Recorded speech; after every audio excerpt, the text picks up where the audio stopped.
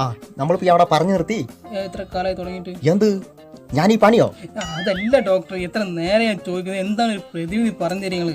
എന്താണ് ഇതിനിപ്പോ ഒരു പ്രതിവിധി? ഇപ്പൊ പറഞ്ഞാല് എന്താ പറയാ, ഇത് മാറി കിട്ടാൻ ഭയങ്കര പാടാ. വന്നു കഴിഞ്ഞാൽ മാറൂലോ. കുഴിനകം മരുന്നുകൊണ്ടൊന്നും മാറൂല.